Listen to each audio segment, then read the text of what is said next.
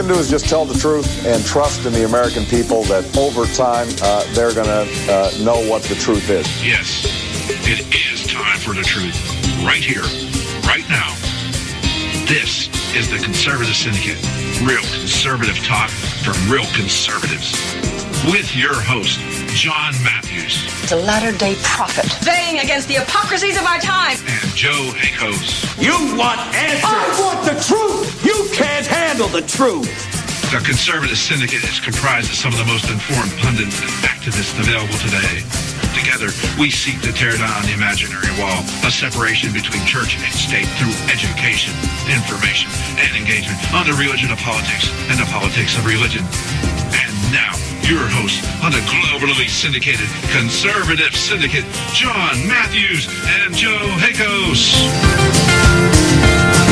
Well, how we doing out there all across this great land of ours and around the world? It's that time once again for the Conservative Syndicate, real conservative talk from real conservatives. I'm your host, John Matthews, along with Joe Hakos, and we are here once again doing what we do best, and that is educating, informing, and engaging you, our listening audience, on the politics of religion and the religion of politics. And boy, it is getting heated once again. You know, if you want to get some insight here as to what is going to be the hot issue in the upcoming election cycle, the general election cycle. It's the next 5 months of unmitigated crap that's going to be flung out there all across cyberspace and news channels everywhere. It's going to be gun control.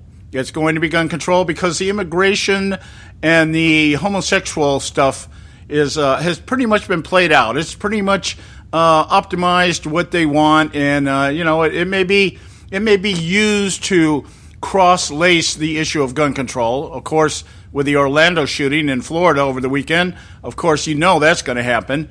But that's not going to be the main thing. It's going to be gun control. It's going to be common sense gun control, common sense gun regulations, or whatever. And we're going to do our best today to kind of bring some things to light to you and go beyond just the rhetoric, finger pointing, and all the other crap that's going to be out. I mean, I can't believe it. Out there in the news networks, just flipping through the channels today. I didn't even stop. But just flipping through the channels today, this is still the only thing anybody's talking about. And there's a reason for that. Because it is, as we refer to in the show, more okie doke. I mean, we're gonna try to cover a wide spectrum today in the time that we have. And our end game is to be able to present to you what I believe is the strategy that the left is going to employ over the next 5 months for the purpose of trying to ensure that Hillary Clinton is elected, because it sure the hell ain't going to be about a record. That ain't going to happen. So, having said that, let me get my co-host on here. Joe, how you doing tonight?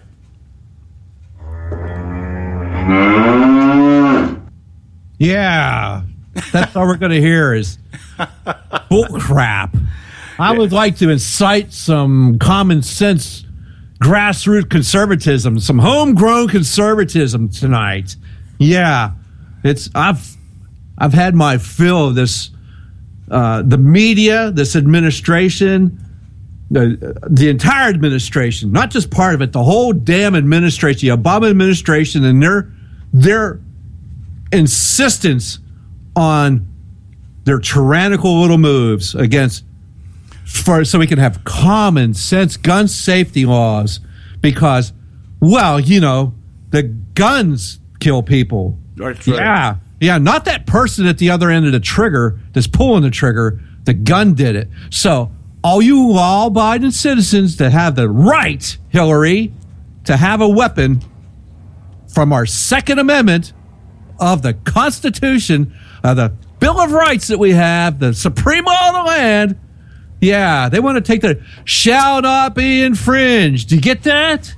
Yeah, the right of the people. Yes, that's what it says. The right of the people to keep and bear arms. Yeah, and we are going to define this in a way today that there is no question.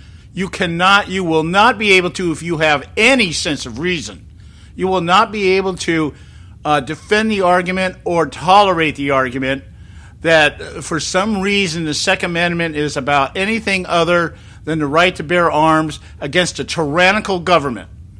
And this whole idea, they've made their target here on the left. It's assault weapons. It's not the everyday handgun, going down the target shooting. It's not the deer rifle or anything like that for you to go out and go deer hunting or anything like that. It's the multi-round assault weapon. We don't need that in America. And I just right off the top here, if we were to defend ourselves against a tyrannical government, as the Second Amendment was established to provide, what chance would we stand against an army that has assault weapons while we're sitting around carrying our Glock 40? You would not have much chance to band together. And by the way, the Second Amendment also mentions a militia. Okay, so we have a militia, state militias. The states have their militias. And but all they're allowed to use are handguns. Okay? After background checks, they're issued handguns. And what chance do you have to stand against an army put together by a government that has determined to overthrow and basically subject us to government rather than govern us by the people, for the people, and of the people? All right? So I've got a couple things today that I'm going to share with you. And Joe's got some things he's going to share with you. And we're gonna do our best to once and for all give you enough ammunition, excuse the pun, to be able to go out and defend the Second Amendment for what it is. It's the right to bear arms in defense of a tyrannical government. And that's what it's all about. And we're going to talk about that. I found something today I think is just the utmost interest, and I'm going to share it with you. And that is the history or the process that the Second Amendment went through to get ratified. And in reading the language of this as it took place, it'll blow your mind. And it certainly establishes the intent our framers had when the Second Amendment was written and passed. And so we're going to do that today. We're going to talk about Obama's upcoming trip down to Orlando to give another one of his stupid-ass speeches and perhaps catch some links while he's down there. No, stay away. Stay out. And let's see, what else do we have on the agenda for you today? Oh, Don Dix from Act for America will be with us. He's coming on and do a special segment with us.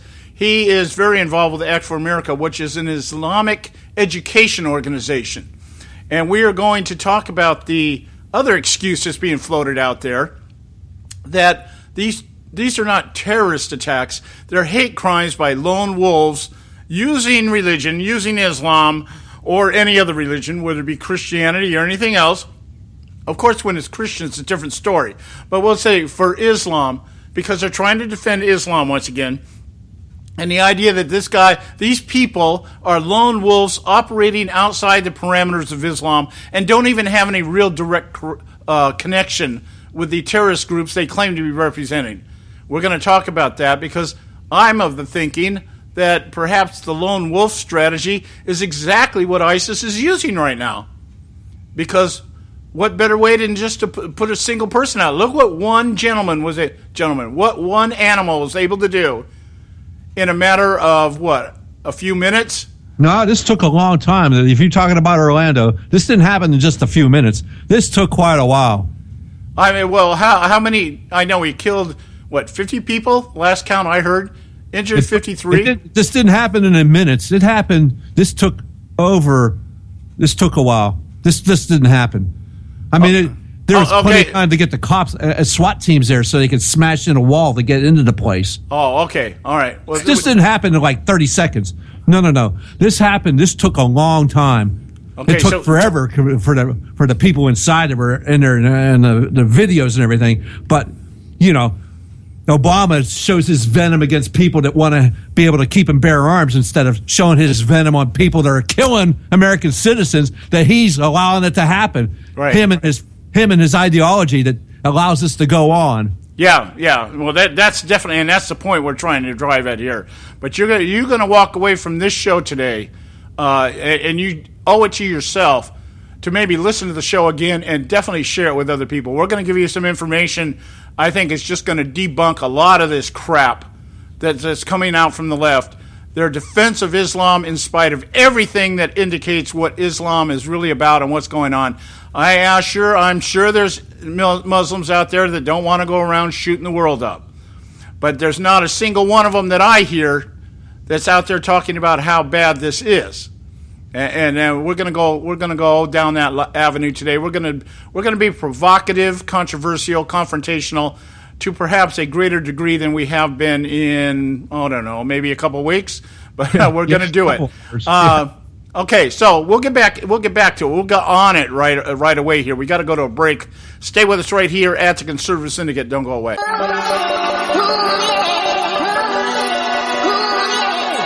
You can catch all our archives at theconservativesyndicate.net. The Conservative Syndicate. Real conservative talk from real conservatives.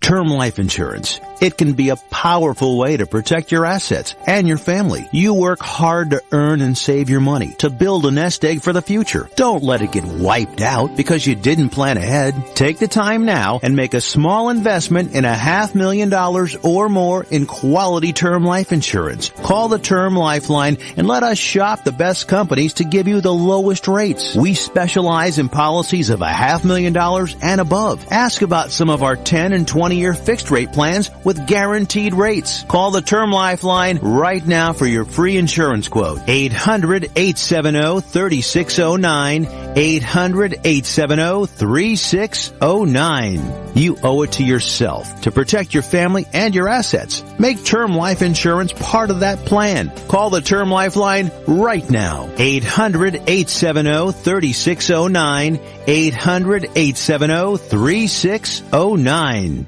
Prices are for base buildings only. May not be available in some areas. Attention business owners, do you want a stimulus package that really works? Before you spend thousands of dollars more than you should on your next building project, listen to this. General Steel has a stimulus package designed to help you save as much as half the cost of conventional construction on your next building. As much as half. That's right, General Steel can save you thousands of dollars with a pre-engineered steel building designed for your business or church. How about a 50 by 100 foot building for under $30,000? So don't pay thousands more than you should without calling General Steel first and save as much as half the cost and time of conventional construction. With the projected demand for steel in Japan and China, prices may be skyrocketing. 877-927-3360. 877-927-3360. 877-927-3360. Limited time offer, 24-month commitment and credit qualification require. Cancellation fee, auto pay, and paperless billing and other restrictions apply. If you can't see the difference, why pay the difference? Switch to Dish for the best deal in entertainment. Only Dish brings you the best in entertainment for less than $20 a month. Cut the cable and don't get directed. Switch to Dish because at just $19.99, Dish saves you every time you turn on the TV. It's so simple. The same channels cost less with Dish. So since you can't see the difference, don't pay the difference. Switch to Dish for the best deal in entertainment. Get premium movie channels free for 3 months, starting at just $19.99. Dish saves you every time you turn on the TV. Call now to save with Dish. Dial 1-800-600-1645. That's 1-800-600-1645. The same channels for less than $20 a month. Dish. Call 1-800-600-1645 for details. Folks, if you're like me, you don't place a whole lot of trust in today's media for the real truth and facts regarding the volatile world of finance and politics. When I want the real scoop on money, I go to the most trusted source I know, my good friend and colleague, Bob Cardoso. Bob is a noted expert with a PhD in international finance who airs his nationally known, globally syndicated show, Robert Cardoso Live Daily, Monday through Friday, 3 to 5 p.m. Pacific Time. With Bob, you get the right information at the right time from someone who knows his business and can help you make the right decisions concerning yours. Again, Bob airs daily, Monday through Friday, 3 to 5 p.m. Pacific Time. Visit his website at robertcardosolive.com for information regarding stations and topics. That's robertcardosolive.com. Check Bob out. You'll be glad you did.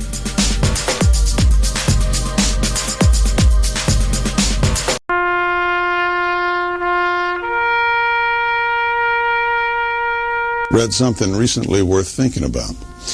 It's the soldier, not the campus organizer, who's given us freedom to demonstrate. It's the soldier, not the reporter, who's given us freedom of the press. It's the soldier, not the poet, who's given us freedom of speech. It's the soldier who serves under the flag, who defends the protesters' right to burn the flag.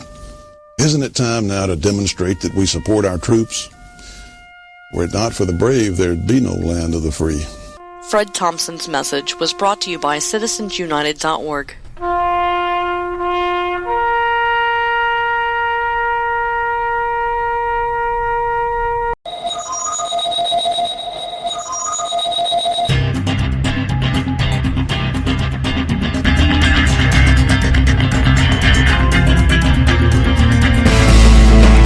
All right, hey, we're back. You're listening to the Conservative Syndicate, Real Conservative Talk from Real Conservatives. I'm your host, John Matthews, along with Joe Hakos. You know, Joe was expressing adamantly before the break here about how sick he is with what's going on, especially in the Obama camp and the Clinton camp and everything else. I'll tell you what I'm really sick of. I'm sick of people like Paul Ryan even trying to attempt to sound like they know what they're talking about. It's just, he come out today. Listen, I want to just read you a short quote from his little press conference today. He says, "I do not think a Muslim ban is in our country's interest. I do not think it is reflective of our principles, not just as a party, but as a country." Were you reading off Obama's teleprompter, you ass? Okay? And I think the smarter way to go, in all respects, is to have a security test and not a religious test. Well, you got to start somewhere, you jackass. And if this is happening in the name of Islam, I think looking at people as Muslims might be where you want to start. I think when you get the profile of every freaking terrorist out there that's somewhere between 25 and 35 and walks around with a beard and talks about is pledging allegiance to ISIS and Allah and everything else, I think Islam is a good place to start, at least in determining who you're going to give the security test to. You know, I mean, how can you not look at it that way? How can you not say, I mean, they don't have any problem branding Christianity as some kind of overzealous religion that hates homosexuals and hates everybody that's not a white Protestant. If one crazy guy goes out there in the name of God and decides he's going to wipe somebody out, they have no problem stereotyping us. They have, and what is the template we're laid up against? People who cling to our guns and religion. That comes from the commander-in-chief himself. So this idea that, you know, you're just pandering to Obama's ass, you jerk. You're just out there playing your own little freaking game, trying to think that, oh, it's gonna make people want to join the Republican Party. Nobody wants to join the Republican Party. You're a bunch of jackasses. Yeah, so let's get over the idea. Let's get over the concept that you guys have a clue what to do and that you stand for anything that represents America. That's my rant. That's where I'm at on this. I can deal with people like Obama. I know who he is. People like Paul Ryan and Mitch McConnell, John McCain, Lindsey Graham, these jackasses, they need to be deported. Let's send them over and let them negotiate with ISIS. Let's see how long that lasts. Yeah. Can you just read part of that statement for me, and I'll just listen for me, and I'll let you know when I've heard enough. No, seriously, I want to get to this because I've had enough of this. Can you read just part of his statement for me? Can you read the top of it? Oh, he says, "I do not think a Muslim ban is in our country's interest. I do not think it is reflective of our principles." Okay, stop. So our principles are to let these Muslims come in here who prescribe to follow the tenets of Islam, radical Islam, and kill us. That's American. That's what we're supposed to do as Americans, is allow this to happen to us. Yeah, well, what he's talking... That's an American principle. Come on in here and kill us. Yeah. Please, because that's what we are. Well, let's just put some things in perspective here. The idea that we do not think it's reflective of our principles, meaning as Americans. Well, that's what I'm talking about. So it's reflective enough. We should allow these people in and let them kill us. Yeah. So let this guy immigrate. Let this daddy immigrate from Afghanistan, where he wants to be, where he's pro-Taliban, the people who are fighting against in Afghanistan, who are killing women and children if they go to school or they try to read or anything else like that. That's the Taliban. So we should allow these people coming into our country, have offspring here, and then kill us. Yeah, well, let's look at the icon of the Democrat Party, Franklin Roosevelt. Pearl Harbor happens. America gets bombed. And what do? What does the government do? They put Japanese in internment camps. That's what right. they did. That's right, because we didn't know who was on our side and who wasn't. How is that any less provocative than what Donald Trump is saying? Don't let them in until we find out who they are. There's nothing unreasonable about that. Let's talk about the Iran situation during the Carter administration. Iran not only banned the immigrating of Iranians, he banned the influx of Cubans coming up on the Muriel boat lift. Why? Yeah. Because they didn't know what was coming into the country. So there's nothing extreme about this, except the fact that this is the platform on which Obama has been setting his ass on since he came in office, and that is the appeasement of the Islam community. Well, let's not just forget, this is part of the global initiative to get rid of Western culture that's happened already in Europe. They're going to have a vote on it next week in Britain, and it is about your sovereignty as a nation. Yeah. And it's going to happen here, too, and that's what November should be more about, too. Are we a sovereign nation here? Yeah, and we're gonna be talking about the EU referendum coming up later on this week. I had hoped to start on it tomorrow, but with the unfolding of events here, Obama getting ready to trek on down to Orlando, catch some golf while he's down there campaigning for common sense gun safety standards, and helping Hillary Clinton in the process of all this. We're not going to let this go. I didn't want to spend a whole lot of time on this, but we're going to, because this is the end game. This is the end game. Like I said, immigration's already been very useful. The idea of the immigration itself, okay, and that's being played into this. It's gun control and immigration. It's gun control and racism. And then we have the homosexual community, which brings it all together. Gun control, homosexual hatred, and immigration reform. All these things, this fits the entire bill.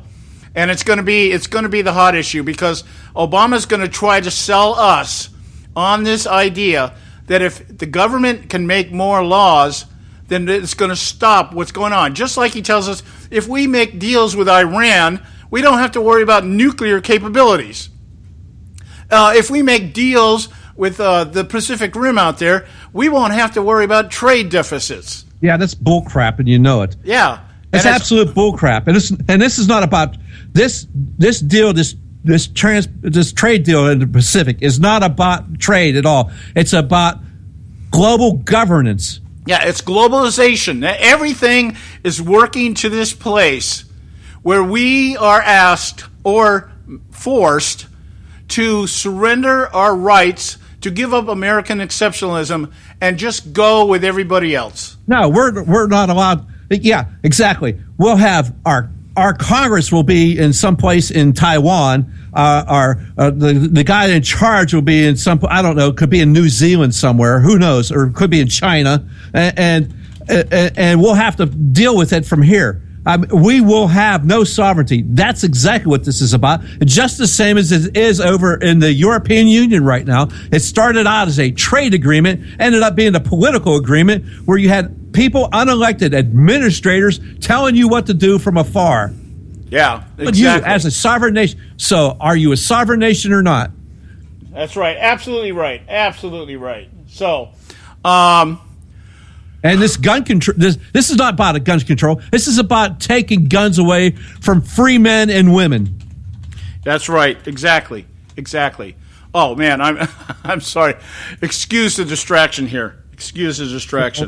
Okay. Hang on 1 second. Do you want to hear the brilliance of this? How about I play Mr. Brokaw and how brilliant he is? How about we do that right now? Okay. Yeah. Go ahead and do that. Okay. This is Tom Brokaw Sunday telling us about how much he knows about gun control and about weapons in general.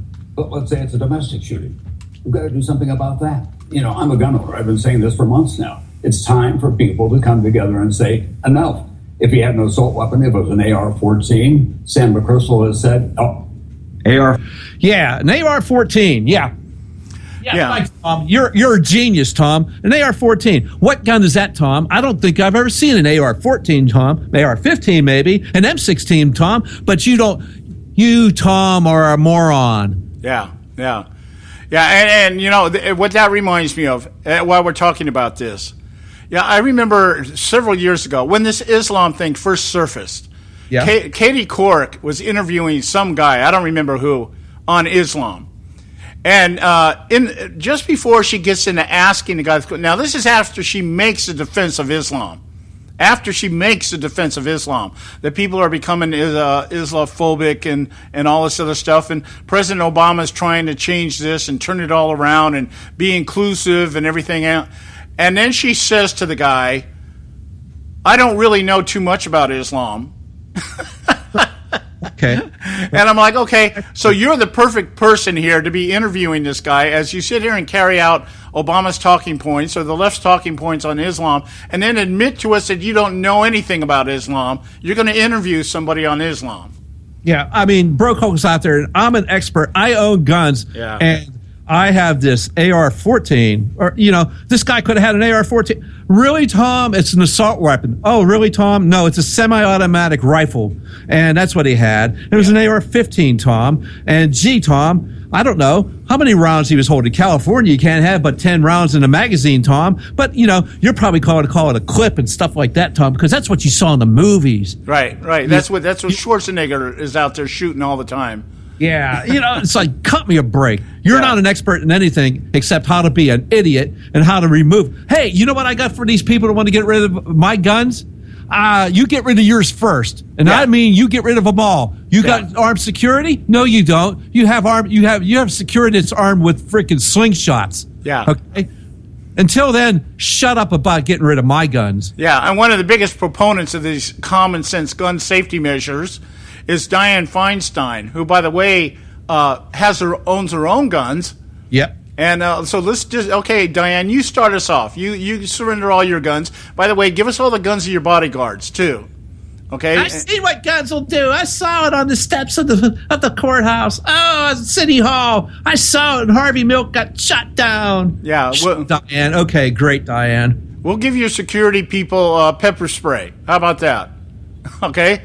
And we'll give them tasers. Oh, wait a minute. Tasers are being outlawed, too. We can't do that either. So, yeah, we'll give you some pepper spray. All right? Yeah. It's just more...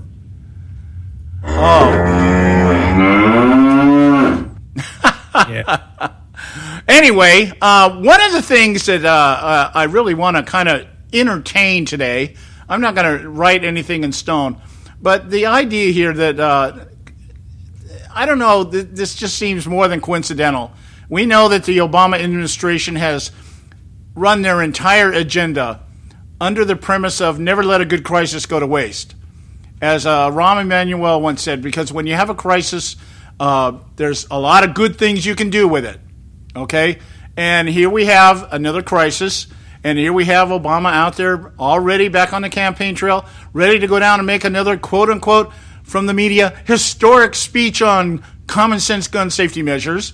And he's going to tell us how America is the problem, and Americans are the problem, and the Second Amendment's the problem, and this just isn't the America that we are. This is not the democracy. This is not the people. We have to make a decision. We've got to do something about this because it's just getting too out of control.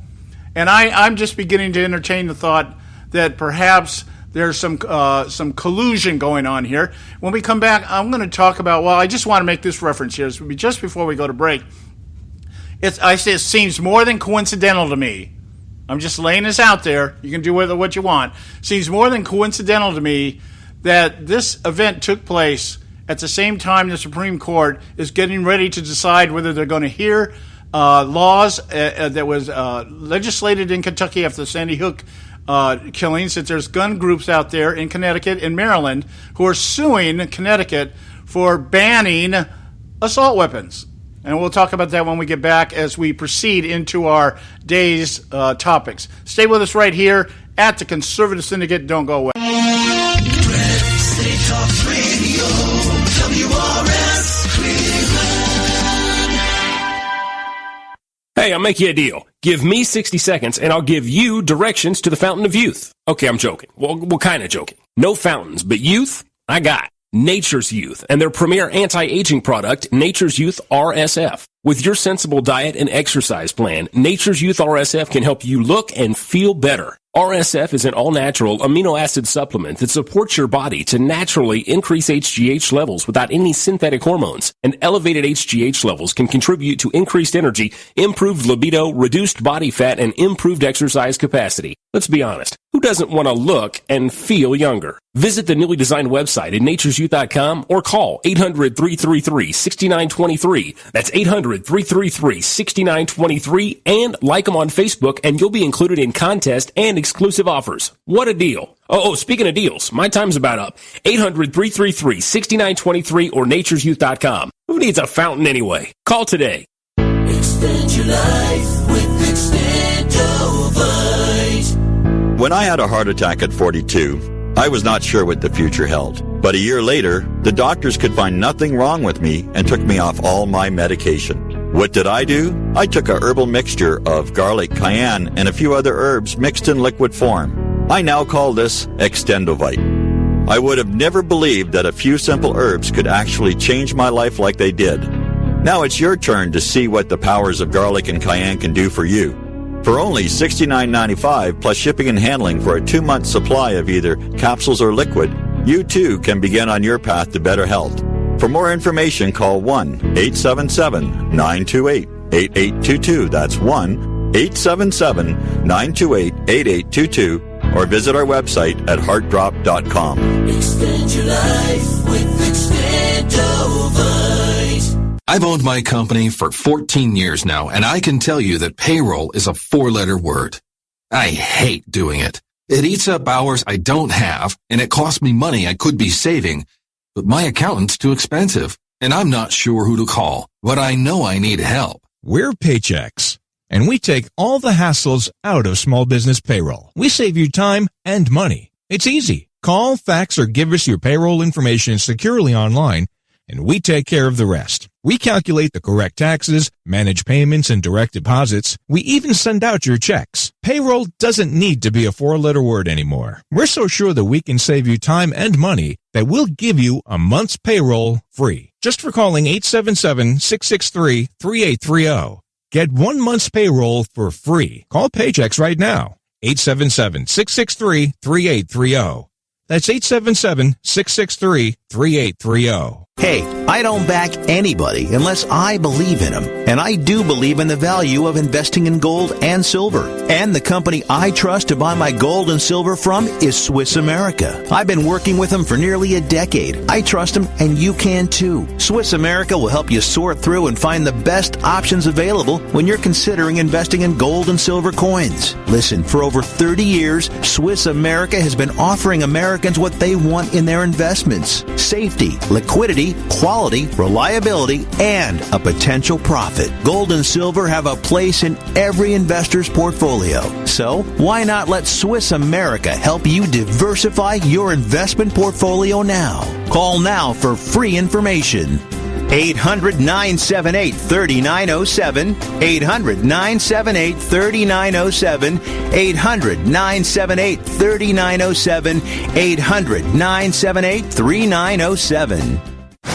Hey, Bugsy, you hear the news about Vinny? Yeah, it's a real shame he owed money to the IRS and they finally cut up with him. Just like Al Capone. If the IRS can get to Capone, imagine what they can do to little old Vinny, huh? Poor cat, he was on top of the world, then bada boom, bada bing.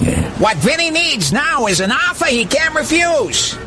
Hey, you got a tax problem? Does the IRS claim you owe them a bunch of dough? They can get you too. So call the tax relief line now and learn if you qualify to negotiate your $10,000 plus IRS tax debt for up to a 75% savings. Don't be like Al or Vinny and get busted. Make this free call now. Learn how you may be able to pay the IRS less. Call now. 866-657-8474. 866-657-8474. 866-657-8474. 866-657-8474.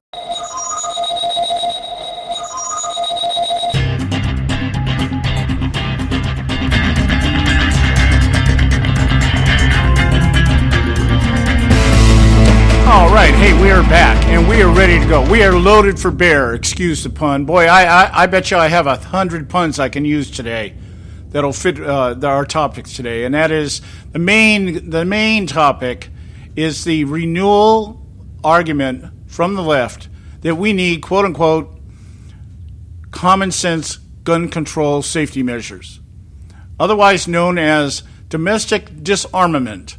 That's what this is about.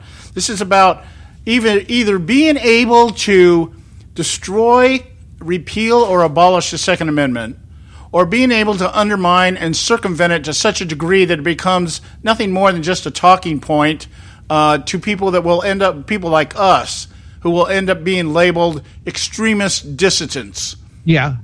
Let's just remember, what's the thing that Alinsky would always say, and there's rules for radical, and Hillary Clinton is an Alinskyite. She did her dissertation on Alinsky. She's all about Alinsky. What's the first thing you do? You get the people's health care. What's the second thing you want to do? You want to take away their weapons. That's right. And once you've done those two things, and that's not only Alinsky, that's the Communist Manifesto. Oh, yeah, I mean, it's definitely, I mean, it's the game plan. It's the blueprint. It's what you do when you want to be a tyrannical dictator. Right. Oh, that's right. They don't want to do that. We're a democracy. Oh, no. That's right. We're a representative republic. That's right.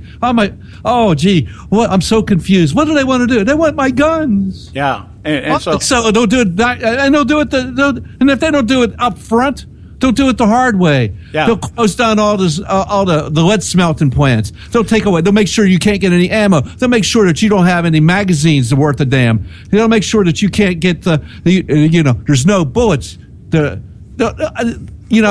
no more gun shows. There's no more of this. There's no more of that. They'll do it in the offhand way. They'll make it as difficult as possible to even have a gun. What good's a gun if you can't put anything in it and shoot it? Yeah, or they'll regulate it to death. They'll make it so costly to get a permit and to be able to buy guns because of all the things that will have to happen. See, what has to happen here, guys? New York. They've already done exactly that in New York City. Oh yeah, well they're well on their way of doing it out here in California by restricting the number of bullets you can buy. You go down to Walmart now, and you're limited to the number of bullets you can buy. And in fact, some of the bullets that they used to sell, they don't sell anymore. They don't sell things for 45s anymore. They don't sell hollow points. They don't sell now. Most you can get is 22s and stuff like that, things that, are kind of like overpowered BB guns, that kind of stuff. But I want to bring this up here. I want to put this before we get too far into this thing, premise of what we're talking about here. I said this just before the break. The idea that there's just too many damn things going on in our country today that are so coincidental to whatever issue is being floated out there at the time. And the thing that's going on now here with this gun control, domestic disarmament program is what I call it, is the revelation or the knowledge or the statement, I don't know, the announcement, there we go, the announcement that the Supreme Court is due to consider assault rifle ban case this week, Thursday of this week. Just coincides perfectly with the shooting that took place on Sunday with a terrorist out there who wielded an AR-15 assault-style weapon.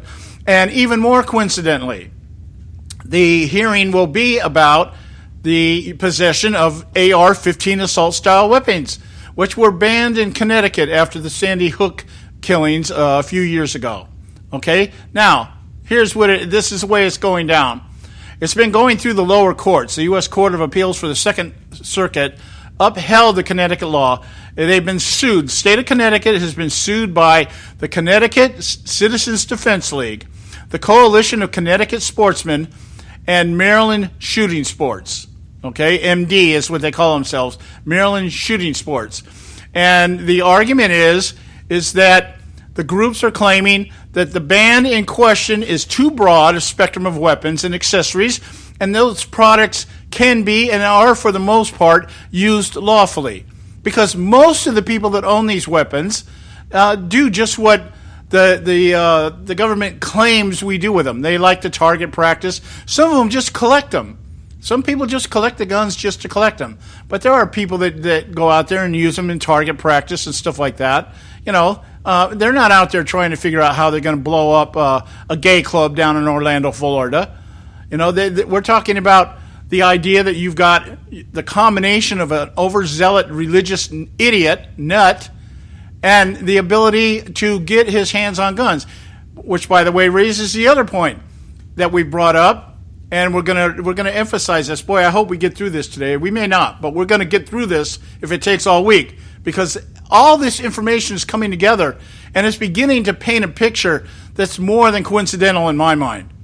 And I'll give you my Alex Jones disclaimer right now. I'm not a conspiracist wacko. Okay.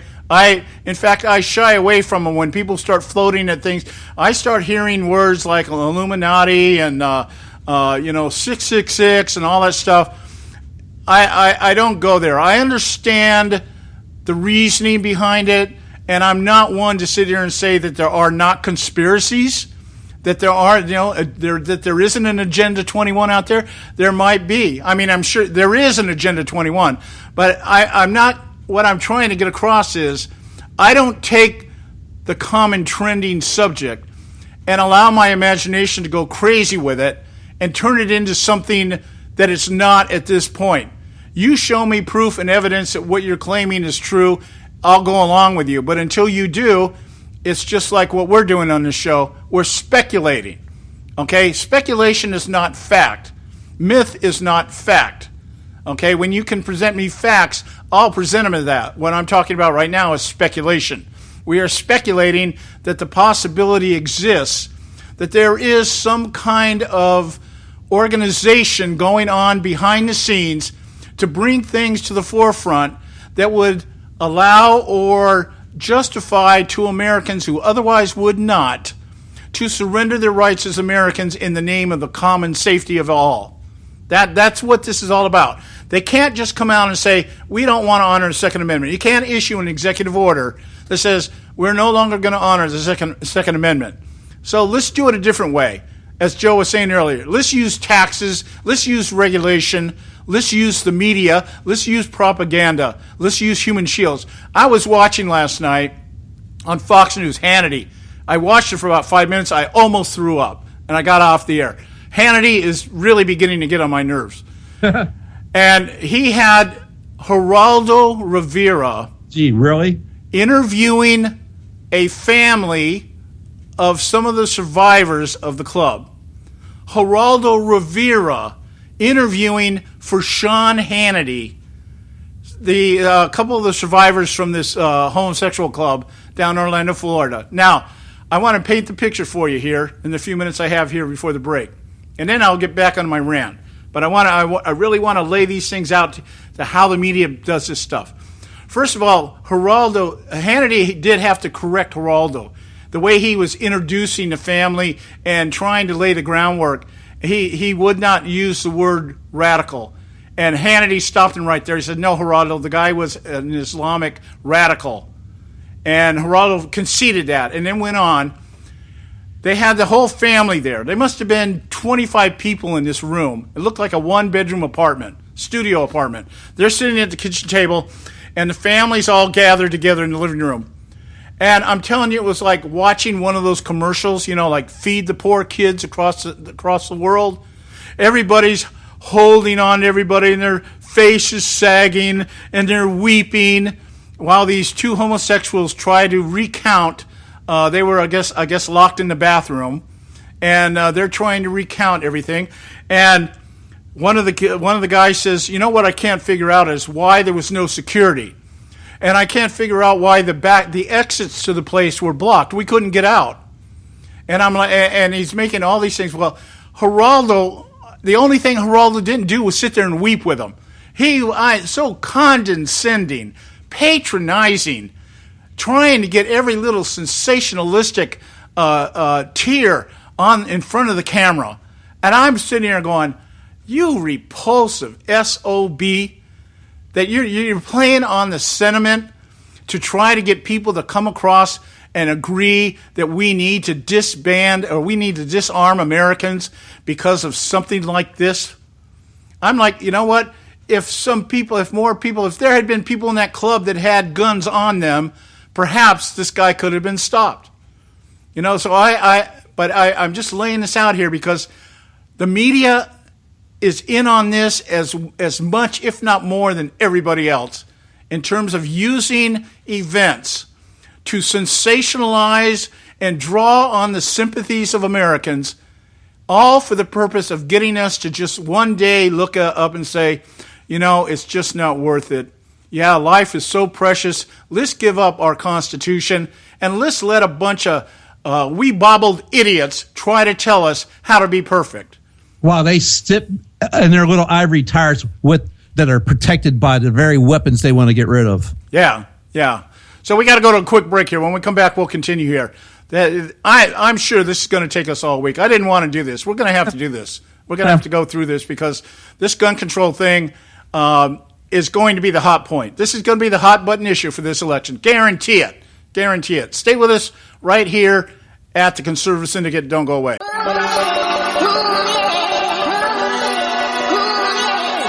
You can catch all our archives at theconservativesyndicate.net. The Conservative Syndicate. Real conservative talk from real conservatives.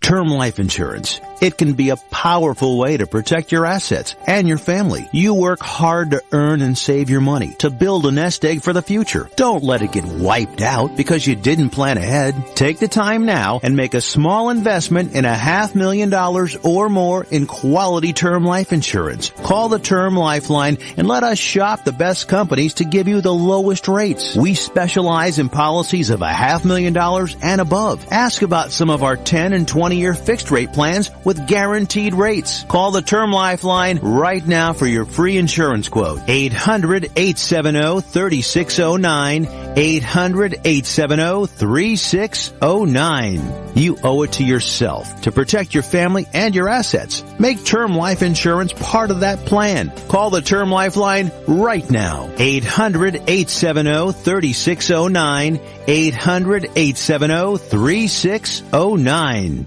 Prices are for base buildings only. May not be available in some areas.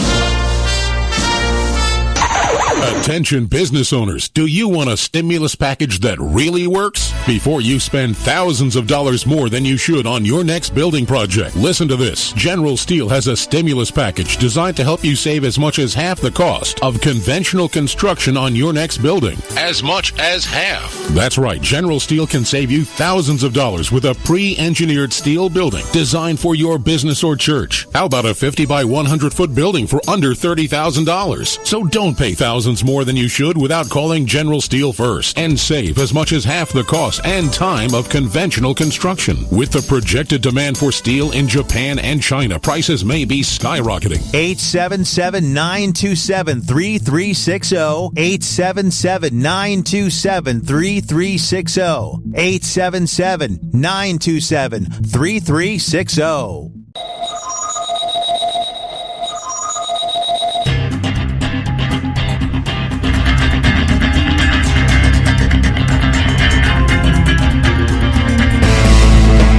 All right, hey, we're back.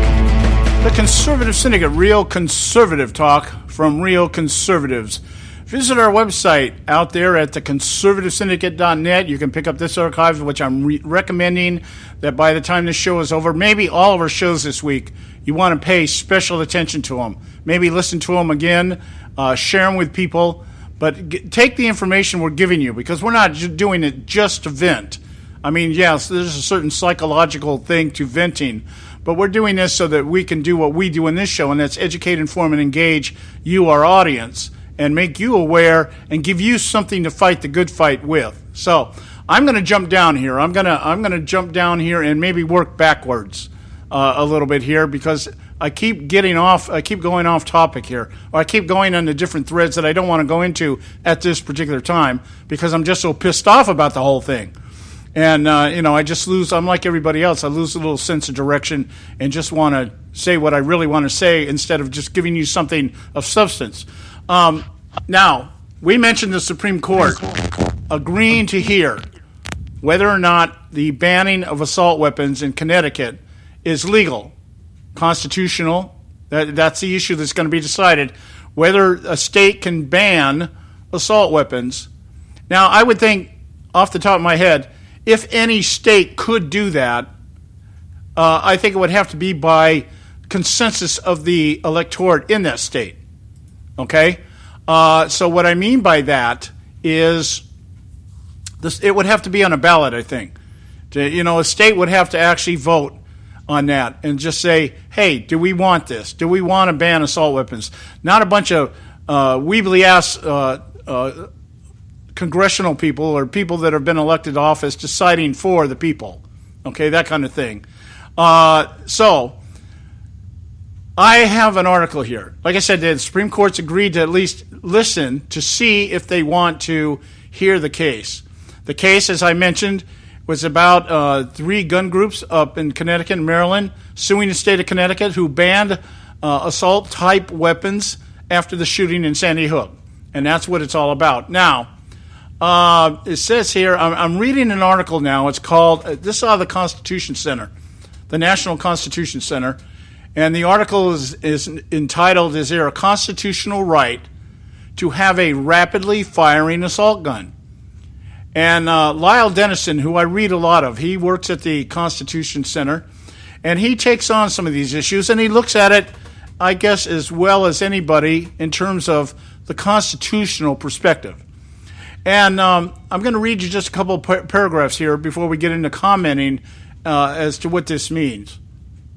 He says here, 8 years after the Supreme Court recognized an individual's right under the Second Amendment to have a gun for personal self-defense, the deepest division over what that means now focuses on the issue of access to assault weapons, especially the very popular AR-15, or as Tom Brokaw has informed us, the AR-14, a rapidly firing civilian version of the military's old standby, the M16. See, that's not even a military weapon. They want to try to talk about it that way. They're saying it's a civilian version. This is something I think actually originated, over in Russia or someplace like that. Was very common over in North Vietnam. The North Vietnamese used them a lot. What's that? A handful of states or cities, citing mass killings in recent years by individuals armed with an assault weapon, have passed laws to flatly ban the possession of such guns. By coincidence, in the wake of the killings early Sunday at a gay nightclub in Orlando by a gunman using an AR-15, the constitutionality of such bans is at issue in a case now awaiting the Supreme Court's attention. The scope of the Second Amendment as it applies to such guns is definitely not settled. Following the shooting of 20 young students and 6 educators in Connecticut, city of Newton, 4 years ago, the state legislature in 2015 added new provisions to existing gun control laws, and in the process broadened its ban on semi-automatic guns, which it labeled assault weapons.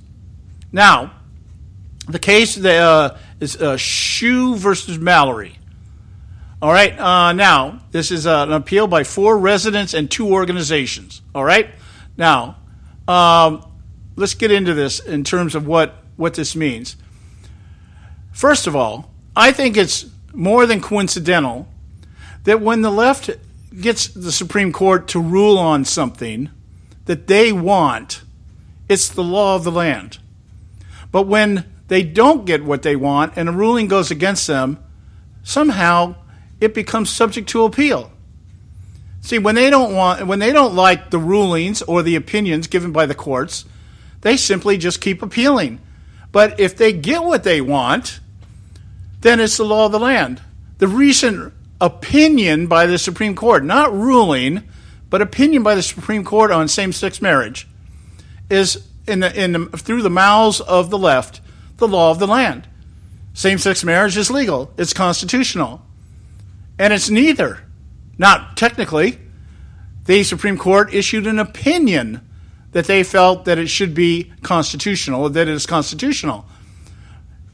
Roberts, in his dissent, one of the few times he's dissented with the left, said that, well, what this does is basically undercut state rights to decide. But that doesn't mean the states have stopped passing laws forbidding or defining a homosexual marriage as illegal or unconstitutional. Illegal. They don't use the word unconstitutional. They use it illegally. It's illegal, okay? Marriage is defined one man, one woman, that kind of thing. Even though the Supreme Court has ruled or opined that it's constitutional, that doesn't mean every state has caved and said, okay, it's the law of the land. But the left presents it that way. Well, here, the Supreme Court has come out and said, not only do people that own weapons have to be part of a militia, they don't have to be part of a militia. Individuals are allowed the right to bear arms, and that includes assault weapons. Why? Because of the content and the context of the Second Amendment. So when I read this, I was kind of intrigued. And I thought, well, gee, I wonder what our framers were thinking when they wrote the Second Amendment. Were they really thinking that they were needed to arm themselves against British tyranny and the king coming in and overpower them? Or were they thinking that perhaps, John Adams' grandson might want to go out behind the barn and practice target shooting? No. Or maybe his great-grandson wants to go out and shoot a deer. And we want to make sure that they have that luxury of being able to do that. Gee, I don't know. What happened in 1812? 1812, we were attacked again. Yeah, by the very same people we defeated a few years earlier. Right. Yeah, 1787, that's when we ratified the Constitution. All right. So, here's these are 5 things that Lyle Dennison tells us the Supreme Court is going to try to answer. First, do assault weapons and high-volume magazines get any protection under the Second Amendment? Or are they outside of it in the same way that military machine gun would be? Second, is such a flat ban unconstitutional? That's what these groups are claiming. It's unconstitutional, a flat ban, when the weapon involved is highly popular, as is the AR-15, and thus recognized as one that's in common use. So is it constitutional to ban a weapon that a lot of people have and a lot of people own? Third, is a flat ban always unconstitutional because it allows no exceptions? Are there no exceptions to this rule? Number 4, is the fact that the weapon is very much like the one the military has traditionally used on the battlefield an indication that it should be not allowed for general public use? That's bullcrap. Yeah, okay, but these are the questions he's saying they need to answer. Fifth, if the Second Amendment does provide some protection for private possession of assault weapons and high-capacity magazines, how rigorous should the constitutional test be? Now, taking all that into context here, I'm going to share with you when we come back from the break. And we're at the top of the hour already. Wow. When we come back from the break, the process by which the Second Amendment was ratified, it was not a slam dunk when it was suggested by James Madison in terms of gun rights. Okay, and it went through quite a lengthy process. In fact, it didn't even happen in 1 year. Didn't even happen when they were writing the Constitution out and the Bill of Rights and everything else, okay?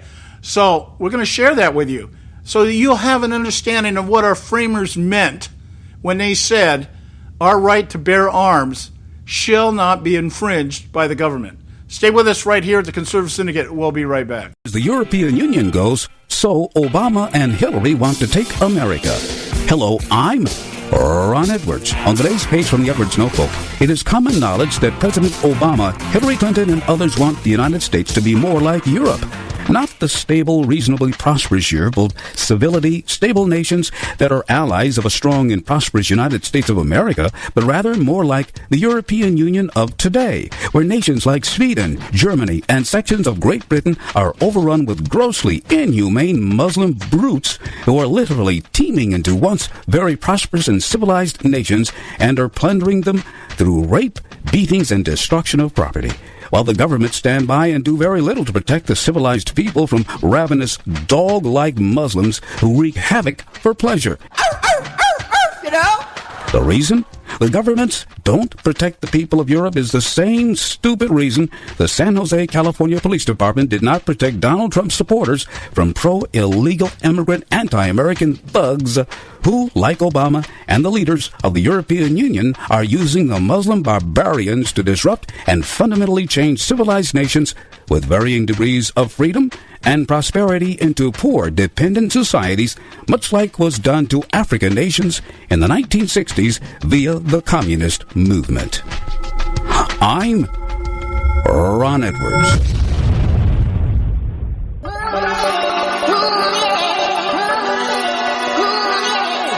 You can catch all our archives at theconservativesyndicate.net. The Conservative Syndicate. Real conservative talk from real conservatives.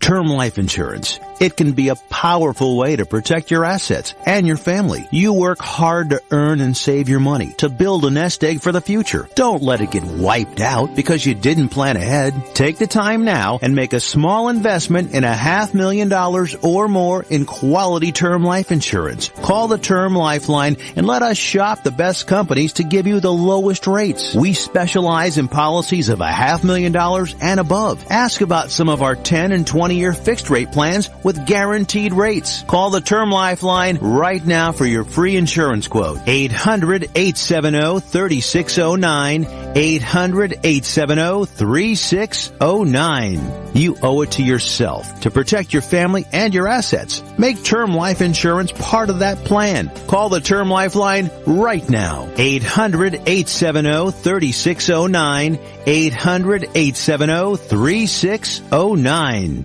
Prices are for base buildings only. May not be available in some areas.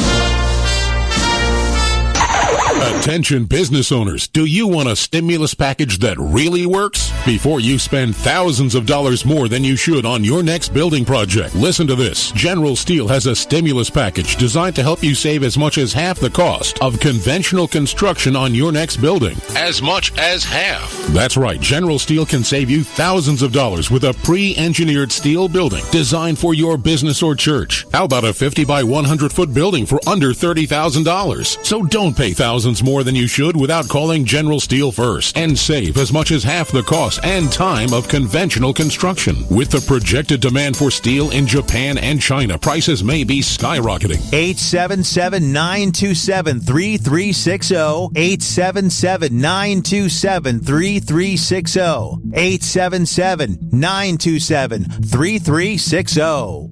Folks, if you're like me, you don't place a whole lot of trust in today's media for the real truth and facts regarding the volatile world of finance and politics. When I want the real scoop on money, I go to the most trusted source I know, my good friend and colleague, Bob Cardosa. Bob is a noted expert with a PhD in international finance who airs his nationally known, globally syndicated show, Robert Cardosa Live Daily, Monday through Friday, 3 to 5 p.m. Pacific Time. With Bob, you get the right information at the right time from someone who knows his business and can help you make the right decisions concerning yours. Again, Bob airs daily, Monday through Friday, 3 to 5 p.m. Pacific Time. Visit his website at robertcardosalive.com for information regarding stations and topics. That's robertcardosalive.com. Check Bob out. You'll be glad you did.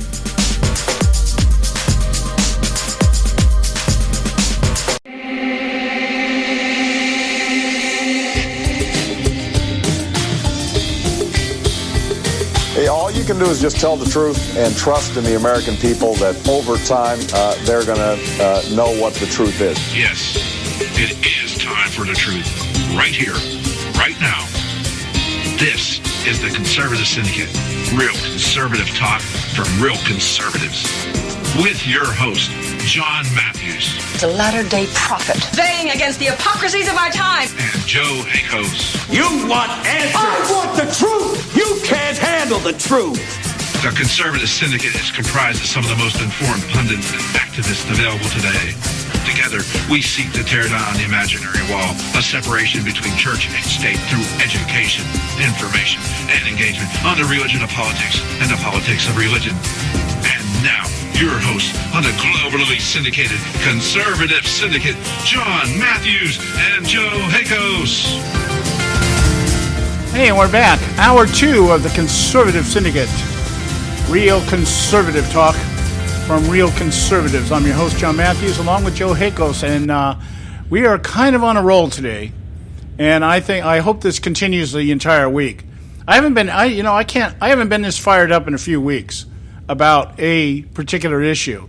And the gun control thing kind of had been put on the back burner as far as I was concerned, because it was just useless rhetoric, and everything was being repeated over and over again, and it's still being repeated over and over again.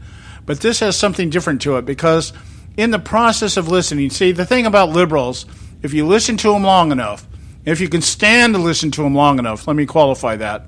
If you can stand to listen to them long enough, you'll begin to figure out what they're up to. That's one thing about liberals. That's one thing about the lawless and the godless. They can't wait to tell you how smart they are and how they do what they do and why they do what they do. They'll paint it one way for a while. They'll paint it as something else. They'll give you the okie doke out there for quite a while, but sooner or later it comes to the surface. As Obama said, the American people sooner or later will figure out the truth. And that's what we have done, I think, on this show. We were talking just before the break about the Second Amendment and the constitutionality of it with an article written by Lyle Dennison, who works at or writes for the National Constitution Center, about the constitutionality of the Second Amendment in terms of assault weapons. Because, see, this is the way it's going to play out, guys. They're going to come after the assault weapons because that's the most obvious. That's the easy target. You know, it's just if we just banned assault weapons. They did that once before, John. We did that once before with the Clintons, and it had absolutely no effect on the crime rates. Right. Well, I'm saying, you know, in order to get it, the end game is what? To be able to take American guns away from all Americans, or at the very least, allow the central government to be the one that determines who gets guns. Yeah, okay, I get what you're saying, but like I said, let's just remember, they did this before. We had an assault weapons ban with Bill Clinton, and it expired under Bush, and it did absolutely nothing. Yeah, it didn't do no anything. discernible difference in the crime statistics. Yeah, and it isn't going to do anything because it doesn't make any difference how many laws you have. People that break the law don't care about the laws. If you talk about common sense gun safety measures, that should be the most common sense thing that you should understand. I can make all the laws in the world that I want to, but if somebody is determined not to follow those laws, what difference does it make? In fact, let's paint it this way in this segment here. Let's bring this up. Joe was talking yesterday about the fact that this guy that performed the shooting or did the shooting down in Orlando had been on an FBI watch list. Yeah. Okay, he had been on the watch list. He had been questioned. He had evidence that he was being radicalized, if that's the phrase that we agree to use. He had gone to Afghanistan 2 years in a row. The FBI investigated him and could find no reason at all to do anything else with him, so they take him off the watch list. The guy goes out and buys guns because, why? He hasn't broken the law yet. And it's part of his job. Yeah, he was a security guard. Okay, now I don't know of any security guards that need AR-15s. Okay, but I do know that security guards carry firearms. Okay, now here's the point. Yes, they get firearms if you have the right paperwork and permits to do so. Oh yeah, I know. When I did it, when I was going to college, I did 2 years, a 2-year stint as a security guard, and I had to train. I had to take a test. I had to have a background check before I was issued a firearm. Okay, so this guy went through the process. In fact, went beyond the process. He was actually on a watch list. But because he had done nothing wrong, the government couldn't stop him. So Obama's out there telling us, well, we can put people on no-fly lists, but we can't stop them from buying a gun. Well, you can put them on a no-fly list. If they haven't broken the law, you can't do anything about it. Okay, so the guy gets taken off the watch list. He buys the guns, and he goes out and he shoots people up. All right? Now, Joe was just sharing with me this article this morning about the guy over in France. There's a big alert over in France right now because this guy went over and he stabbed to death a French police chief and beheaded his wife. All on Facebook. All on Facebook. Put it on Facebook while he was doing it, and did it in front of their 3-year-old child, and was contemplating whether to kill the child or not. He didn't, and the guy ended up dead. But guess what? This guy had been investigated. He had been convicted of radicalization, of plotting to do terrorist activities, served 3 years in jail, and then was let go. Okay, let go. This is in France where this happened, but still, they have tougher gun laws than we have here. Yeah, and here's my point in bringing this all up. Even though the people were investigated under the laws that were written, they still did it. Okay, so I don't care how many laws you write. People that want this guy, he didn't shoot the police chief over in France. He killed him. He stabbed him and slit his wife's throat. Yep. So what do? Do we start banning knives that are over a certain dimension? Yep. You can only have a 3-inch knife or something? Okay? You can't even bring a box cutter on an airplane anymore. Not that I would, because I don't need a box cutter on an airplane. But you get my drift. That's a single-edged razor blade. Well, how about we, the Boston bombers had rice cookers. Why don't we ban rice cookers? Yeah. You can't get away from this just by thinking. The only thing that writing more laws do is it makes people feel good and makes them feel safe until such time another incident arises, and then everybody's calling for more laws. But the big thing in the hands of the politician, it is an ongoing issue that allows them to continue to propagate their agenda, which is surrendering your rights. That is what it's all about. As Hillary said, if it is a right. Yeah. And we are at our break time here. We're going to run Moments of Madness, and we'll come back and continue. Don Dick should be with us in just a moment. Stay with us right here at the Conservative Syndicate. Today on Moments of Madness.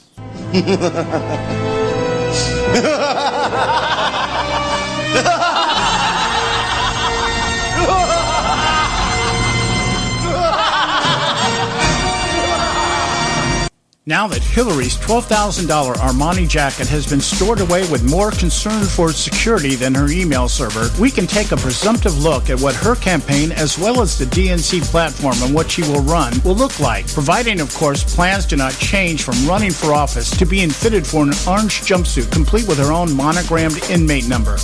Bernie Sanders' strong finish in the last of the national primaries. He won Montana and North Dakota, finished close everywhere else, and was only blown out in New Mexico, has earned him a secret meeting with Obama. One we can presume will seek to find common ground on how open the DNC should be in their evolving transformation of the United States of America, from republicanism with its greedy capitalistic economic system to the Marxist wealth redistribution model Obama envisions, utilizing creative destruction, the transferring of independent wealth to the coffers of central planners. The GOP platform will be no different, dealing with the fallout of Donald Trump's populist tsunami, one that shows no signs of letting up. The GOP establishment is plotting their survival course by attempting to prove the only attire Trump is fit to wear is a straitjacket, complete with accessorized restraining straps. Their platform also promises to be an experiment in evolutionary monetarism, as they paint their planks Obama blue while trying to convince us it is still Reagan red. So intent are they to destroy Trump, they are still trying to sell the idea an independent candidate of their choice can once again dupe their base into supporting their false narrative that limited government can only be achieved through unlimited compromise. Here's the madness. One thing we can be sure of, we won't have to worry about either side taking time to articulate how their respective positions are going to reduce poverty, restore racial tranquility, and save the world from that nasty JV team in the Middle East. Paul Ryan's latest attempt at putting together a blueprint of recovery, this time entitled A Better Way. Remember the path toward prosperity? Yeah, neither do I.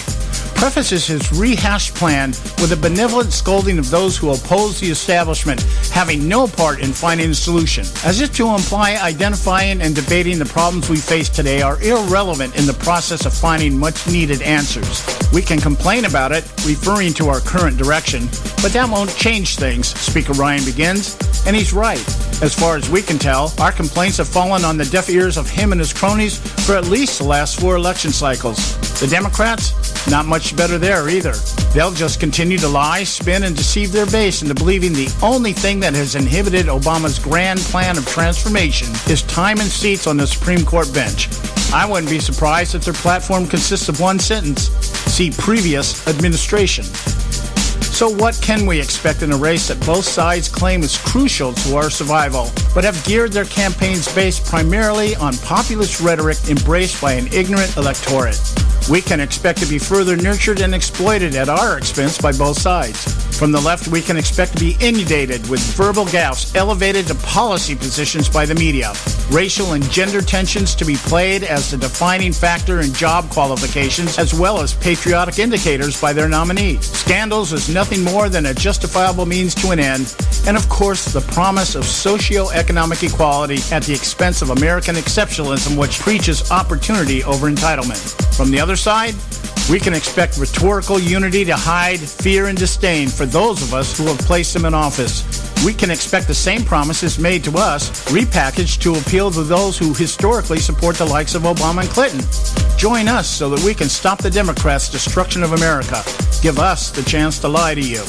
Is there a bright side? Perhaps. Hillary Clinton speaking on election night, once again adorned in her Armani jacket, announcing she has won the election, but will spend her first 100 days trying to avoid having to replace it with that orange jumpsuit. Sounds good. Or breaking news, the GOP establishment folks are lining up and jumping out of their Plaza Suite windows. Either scenario has got to be the silver lining on the storm that is quickly descending upon us. This reminds me, I need a new umbrella. This is John Matthews for Moments of Madness.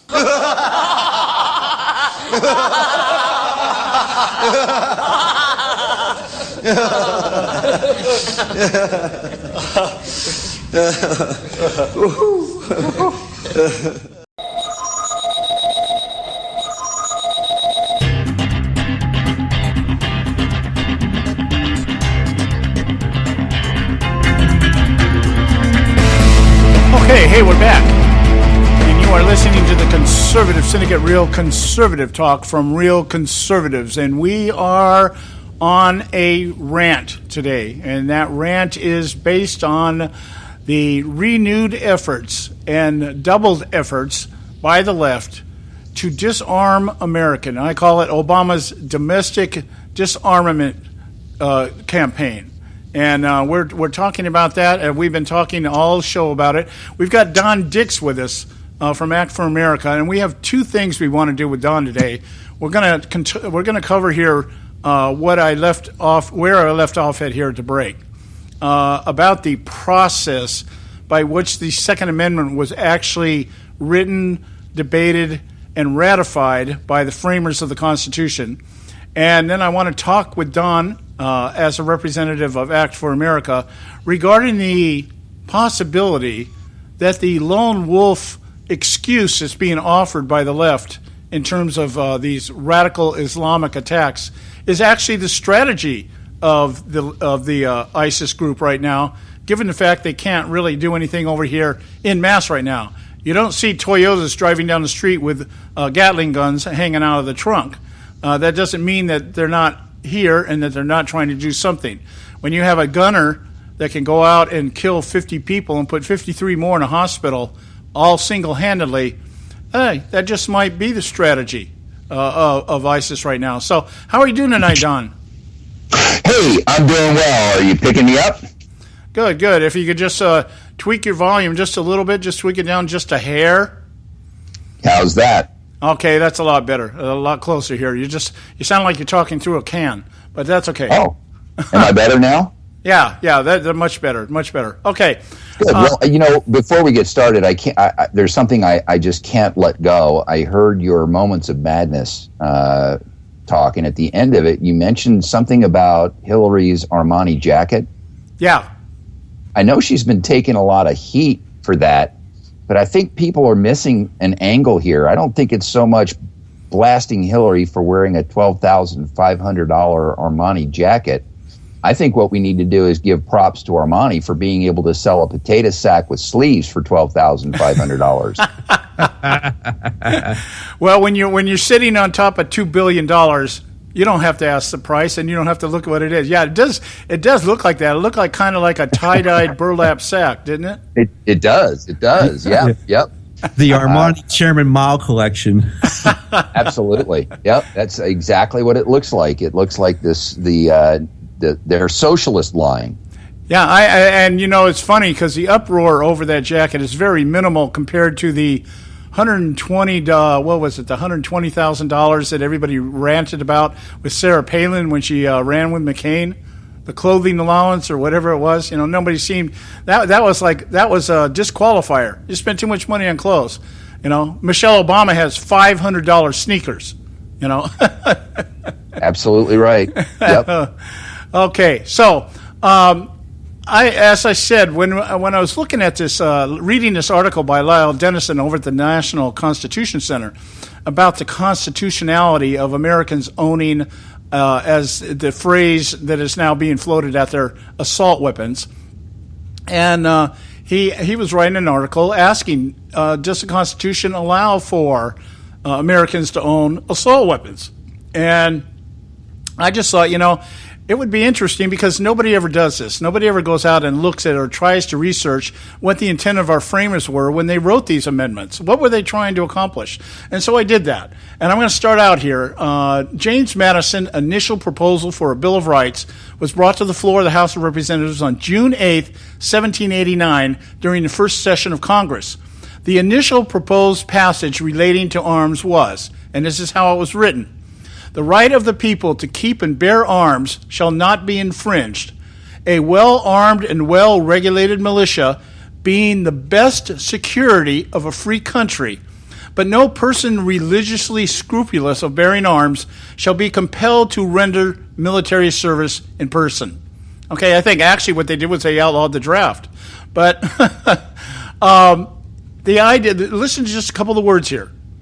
He starts out saying the right of the people to keep and bear arms shall not be infringed. And then it says a well-armed and well-regulated militia being the best security of a free country.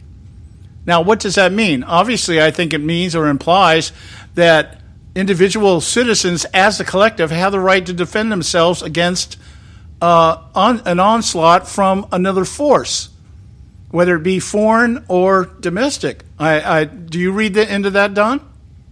Well, I don't want to hold myself out as a constitutional scholar, so I'm going to opt to stand on the shoulders of others of whose work I've read and believe to be reflective of what that intention was. And part of what I've been schooled in that regard was the context of the time. If you look back over, the couple of centuries of history that the framers were drawing on when they created the Constitution, it was fraught with people who had no way to defend themselves against a tyrannical government. That it had been governments that had seized weapons, that had prevented people from owning weapons, and I think there was actually even a portion of English history where the royalty had prevented the people from owning weapons. Mm-hmm. So I think their insight was that the best way to keep America, keep the constitutional republic, was to be able to defend the constitutional republic from both a government that became tyrannical as well as enemies that were, coming from foreign shores, right, that were outside the United States. I don't think it's an either or. I think it's a both. Right. And right. A lot of the current argument is, well, did the Second Amendment give you the right to own a tank or a nuclear warhead? Mm-hmm. And I don't think the framers had the vision necessarily to be able to look ahead and foresee, the revolution in arms. And obviously, we don't want 300 million people owning a nuclear warhead pointed at their neighbors if they happen to step into their yard. I mean, that clearly is the recipe for disaster. But by the same token, when it comes to being able to defend ourselves against a tyrannical government, the citizens have to be at least able to defend themselves against that. And I think the model, is it Switzerland or Sweden? I forget which. Where people are actually required. They're required to serve, and then they're required to own a gun, or at least have a gun logged in with the armory in their neighborhood. That's Switzerland. Yeah. And that's been a big part. Guess what? Yes. It's a semi-automatic rifle, like an AR-15. Oh my gosh! Imagine that. Yeah.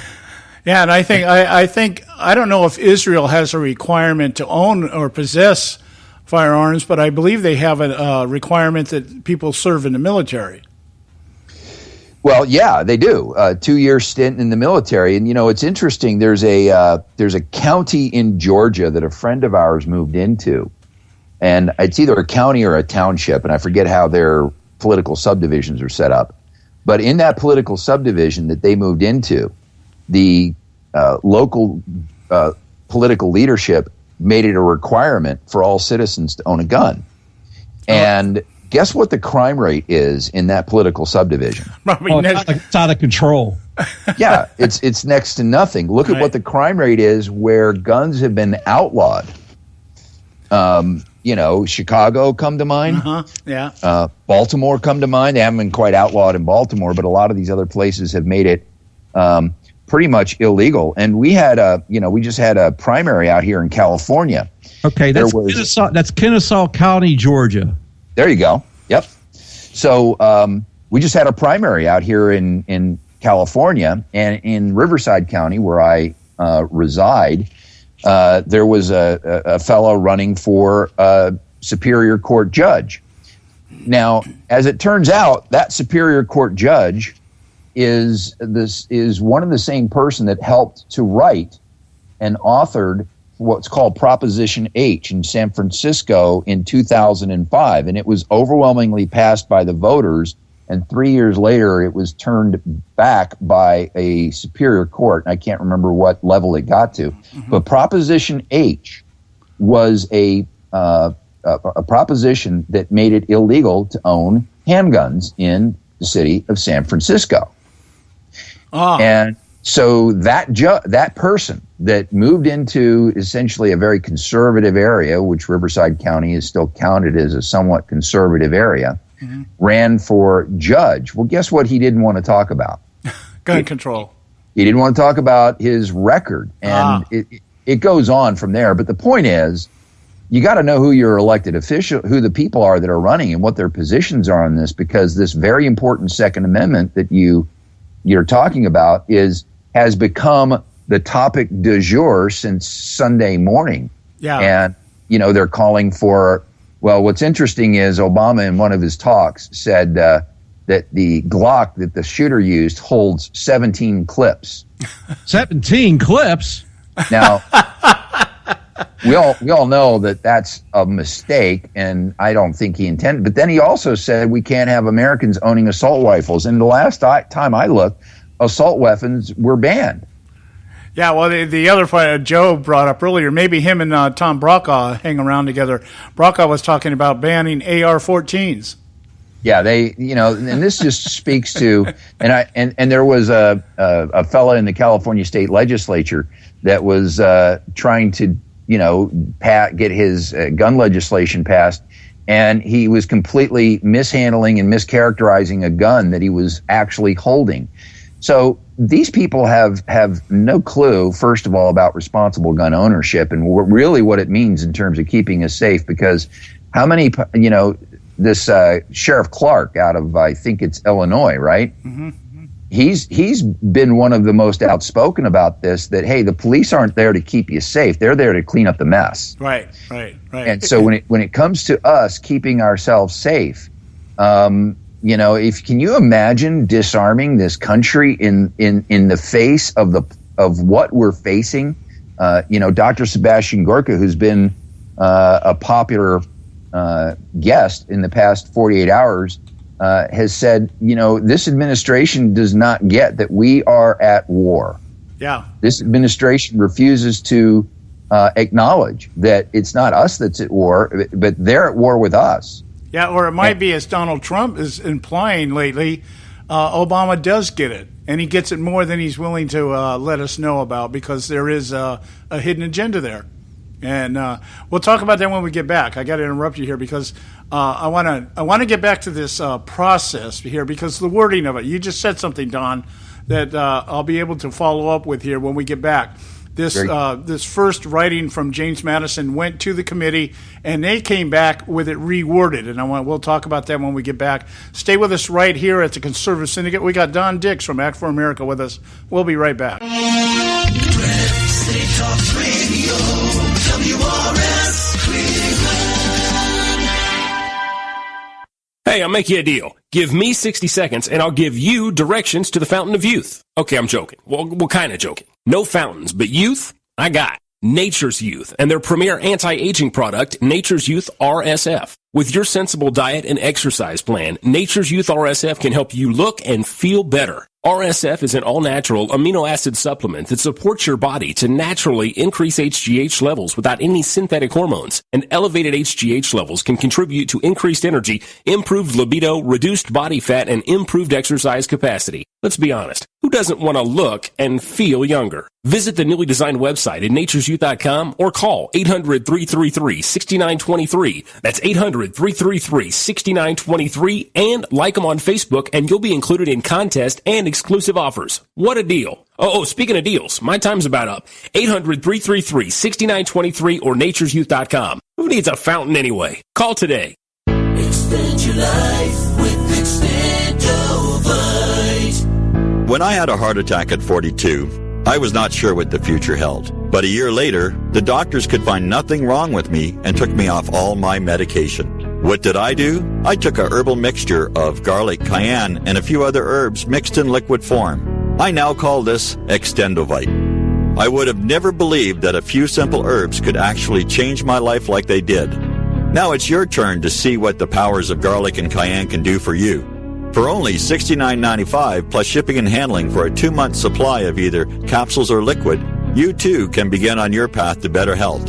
For more information, call 1-877-928-8822. That's 1-877-928-8822. Or visit our website at heartdrop.com. Extend your life with Extendovite. I've owned my company for 14 years now, and I can tell you that payroll is a 4-letter word. I hate doing it. It eats up hours I don't have, and it costs me money I could be saving. But my accountant's too expensive, and I'm not sure who to call, but I know I need help. We're Paychex, and we take all the hassles out of small business payroll. We save you time and money. It's easy. Call, fax, or give us your payroll information securely online, and we take care of the rest. We calculate the correct taxes, manage payments and direct deposits. We even send out your checks. Payroll doesn't need to be a 4-letter word anymore. We're so sure that we can save you time and money that we'll give you a month's payroll free. Just for calling 877-663-3830. Get 1 month's payroll for free. Call Paychex right now. 877-663-3830. That's 877-663-3830. Hey, I don't back anybody unless I believe in them. And I do believe in the value of investing in gold and silver. And the company I trust to buy my gold and silver from is Swiss America. I've been working with them for nearly a decade. I trust them, and you can too. Swiss America will help you sort through and find the best options available when you're considering investing in gold and silver coins. Listen, for over 30 years, Swiss America has been offering Americans what they want in their investments: safety, liquidity, quality, reliability, and a potential profit. Gold and silver have a place in every investor's portfolio. So, why not let Swiss America help you diversify your investment portfolio now? Call now for free information. 800-978-3907, 800-978-3907, 800-978-3907, 800-978-3907.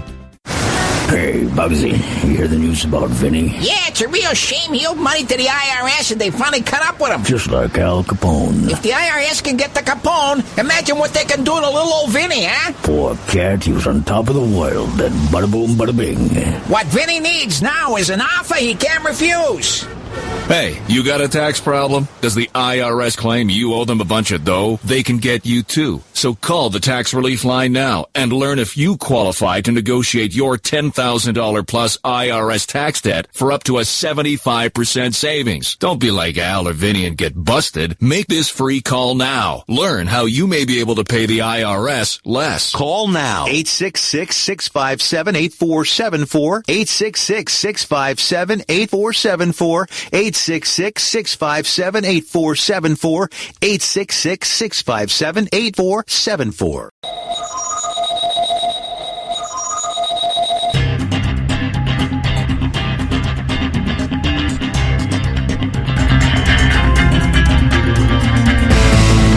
All right, hey, we're back. The Conservative Syndicate, Real Conservative Talk from Real Conservatives. I'm your host, John Matthews. Excuse me there, boy, that went down the wrong way. And we've got Don Dix with us from Act for America. We're talking about the process by which the Second Amendment, was authored. Boy, that throat thing. Okay, got a little throat infection.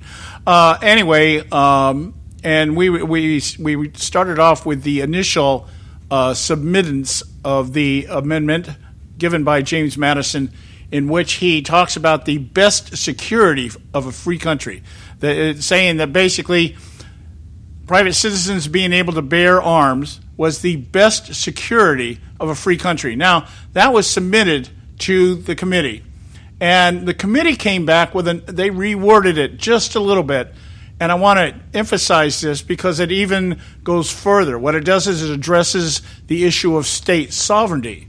It says a well-regulated militia composed of the body of the people, being the best security of a free state. The right of the people to keep and bear arms shall not be infringed, but no person religiously scrupulous shall be compelled to bear arms. So the committee came back and said, let's not talk about this in terms of being a nation, but let's identify it the way that the United States was at that time, 13 separate states or entities, or as the English referred to it, 13 separate nations who would come together as a confederation. Within a confederation structure, a republic, and decided that there were certain aspects that they would share common ground on, but that each state had its rights to do as each state desired. And that's why federal government was limited. So that was put back to the House, and they debated it. They got into a big debate about the term religiously scrupulous, which in the meantime, at this point in time, doesn't even exist. It was modified and removed. I don't remember exactly when, but it was. So the way the Second Amendment reads today doesn't even refer to religious, scrupulous people that because of their religion didn't want to or shouldn't be forced to bear arms. Now, I'm going to jump down a little bit because the next few times, it went back and forth 3 or 4 more times before, and it was just little minor changes, sometimes just a comma or a semicolon, which I think points to the intent of our framers to be extremely detailed in what they were saying and why they were saying it. To sit there and debate over a colon, to me, is just beyond anything. Most people today don't even know what a colon is. Okay, they think it's the first part of a colonoscopy, that kind of thing. And it goes on down here, but here I want to get down here to let's see. I'm reading here. They get down to the part where it says, I'm going to get the last 2 here. It says a well-regulated militia being. Oh, okay. Here we go. I'm sorry. Excuse me. A well-regulated militia being the best security of a free state, the right of the people to keep and bear arms shall not be infringed. So we're at this point. They're saying, but again, the emphasis on this is the best security for the country or the states collectively is the right of the people to bear arms. Now, the phrase that has been dropped from it is the people as a group. And what happens here is now it becomes down to the individual. People as individuals have the right to bear arms. Now, the one we ended up with, and how it reads today, is this a well-regulated militia being necessary to the security of a free state. The right of the people to keep and bear arms shall not be infringed. Now, here we are with an onslaught, an actual frontal attack against the Constitution, the Second Amendment, by the very man who swore to uphold it, saying that the Second Amendment, or in his words, the NRA is responsible for what's going on here as far as uncontrolled guns, not the Second Amendment. He's trying to blame the NRA because it keeps it politicized. But he's saying basically that we need some kind of common sense gun safety measures to counter the Second Amendment. And he cannot overturn the Second Amendment through an executive order, and he would never get all the states to ratify it, or the necessary majority of the states to ratify it. So what are they going to do? What are they going to do? This is what's taking place right now. It's the idea of coercing the American people to surrender their rights, to allow government, to allow Congress to determine who can and cannot bear arms, and by the way, what kind of arms can be bared. That's where we're at right now. Your thoughts, Don? Well, you know, the adage of our current quote-unquote leadership was articulated, I think, best by Rahm Emanuel, who said, never let a crisis go to waste. Mm-hmm.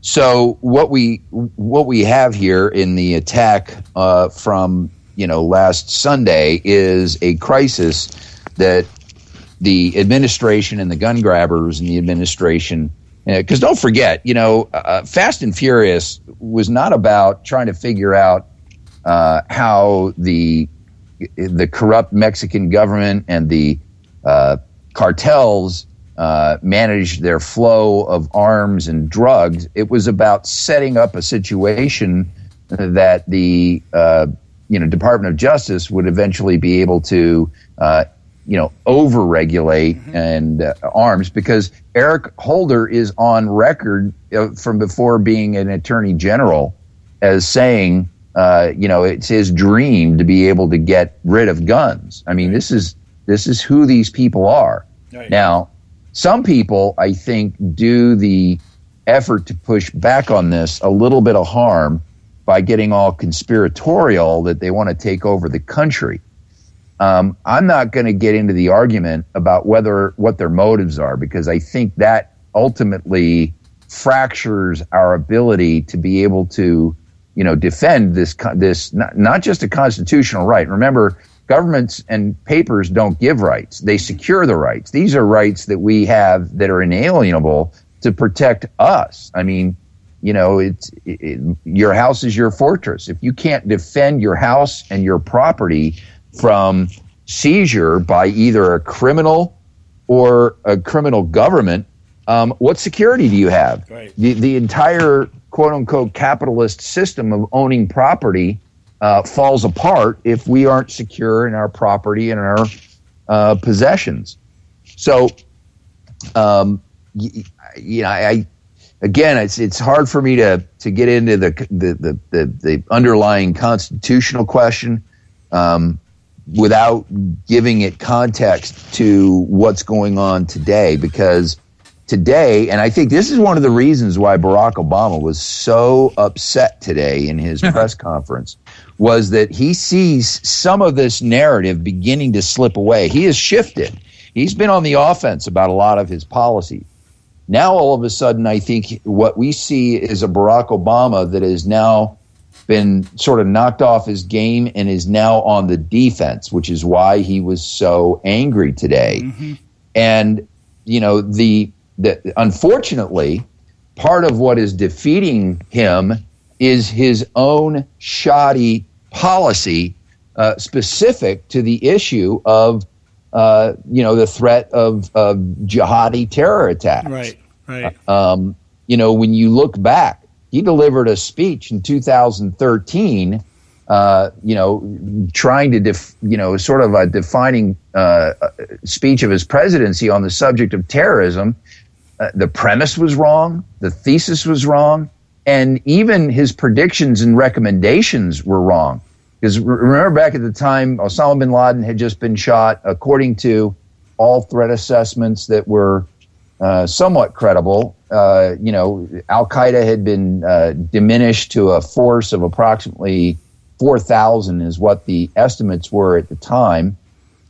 What do we have today? We have the number of jihadists worldwide has gone to 100,000. You have, 25,000 associated with ISIS, with people leaving, the Western civilization all over the place to join the jihad. Mm-hmm. You got 6,000 ISIS fighters in Libya alone. So his entire foreign policy has fallen apart. And the impact of that to us here in this country is that you have 89 in the last year. You've got 89 either plots broken up and people arrested or actual jihadi attacks inspired by ISIS. That's just inspired by ISIS alone in the last year. Right. So all of a sudden, what was it they started saying on Sunday? You heard the left blaming the Christian right for the existence of the Orlando jihadist. I mean, how absurd is this? And I think part of their frustration is the American public are beginning to catch on to this. Yeah, right. We got to go to a break here, Don, because I want to get on to one other topic here. I've got more to talk about this. We'll probably do it tomorrow. But all this put together here is I actually speculating here as to what the actual plan of the Obama administration is and will be the plan of Hillary Clinton should she get elected. But we'll talk about that tomorrow. I have another topic I want to get to with you. We got to go to a break right now. Stay with us right here at the Conservative Syndicate. Don't go away.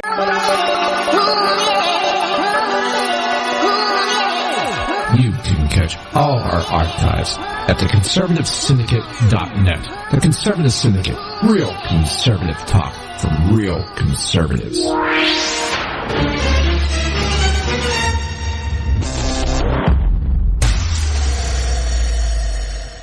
Term life insurance. It can be a powerful way to protect your assets and your family. You work hard to earn and save your money to build a nest egg for the future. Don't let it get wiped out because you didn't plan ahead. Take the time now and make a small investment in $500,000 or more in quality term life insurance. Call the Term Lifeline and let us shop the best companies to give you the lowest rates. We specialize in policies of $500,000 and above. Ask about some of our 10 and 20-year fixed rate plans with guaranteed rates. Call the Term Lifeline right now for your free insurance quote. 800-870-3609. 800-870-3609. You owe it to yourself to protect your family and your assets. Make term life insurance part of that plan. Call the Term Lifeline right now. 800-870-3609. 800-870-3609. Prices are for base buildings only. May not be available in some areas.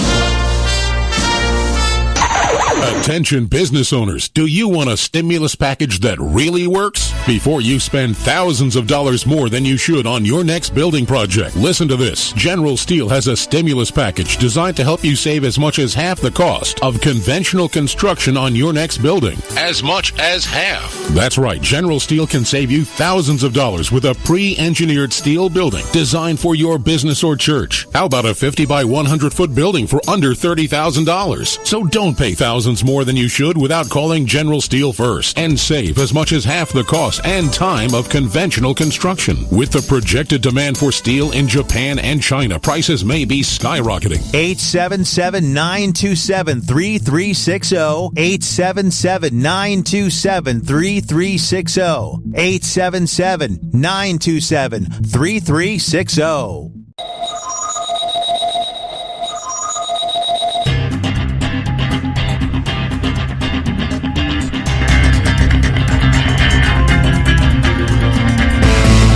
All right, hey, we're back. The Conservative Syndicate, real conservative talk from real conservatives. And just a quick reminder, visit our website, theconservativesyndicate.net. Catch all our archives. Find out all you need to know about what we do in the show, what we stand for, who we are, and what we represent. We've got Don Dix with us from Act for America. I wanted to shift gears here, Don. One of the things that's being floated as an excuse, as I said, one of the things you talked about earlier is the left's attempt at trying to brand Christians as the cause of all this. It must be those of us who cling to our guns and religion that's bringing this all about. But the other argument that's being floated out there, or excuse as I refer to it, is the idea that these people really don't have any ties with any great Islamic group out there. They're not really being directed by anybody. They're only a threat because they're lone wolves. But what we're seeing is a increase in the number of lone wolves out there performing these terrorist acts. The other incident we talked about earlier in the show was the guy who had actually spent 3 years in jail over in France for conspiring to create terrorist groups, was released and promptly went out and stabbed to death a police chief and beheaded his wife, and did it all on Facebook for the adoring audience out there that watches things like this on Facebook. My question to you, as somebody who studies Islam and is a major proponent of making us understand what's going on with the Islamic movement, do you think that this could actually be the strategy of ISIS? Well, I think the first thing, words have meanings, and that was, part of what President Obama said in his press conference today is, there's all this push, by the Republicans for me to name the enemy. And ultimately, I think it's important, words have meanings.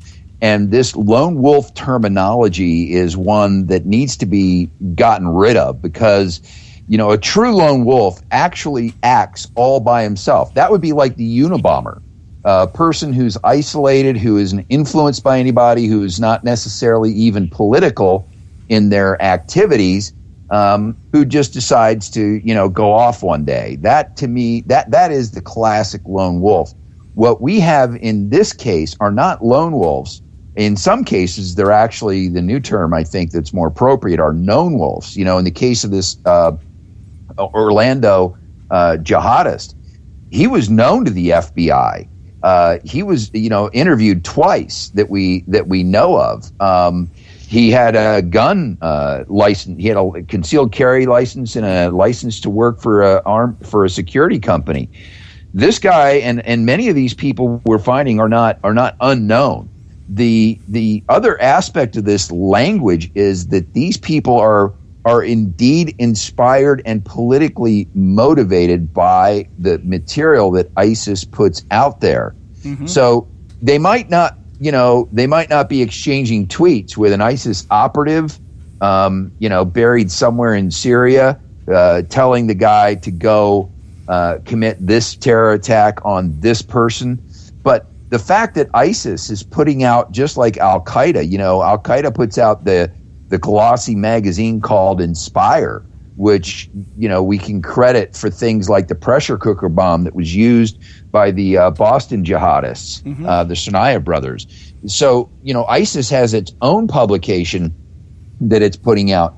And I don't think it's fair to, credit the, to use the terminology lone wolf like they're getting radicalized all by themselves. In fact, this guy, the Orlando jihadist, was actually a follower of a guy by the name of Marcus Robertson, who was the former bodyguard to the blind sheikh, served some prison time, ended up getting out, has a ministry, an Islamic ministry in Orlando, of all places.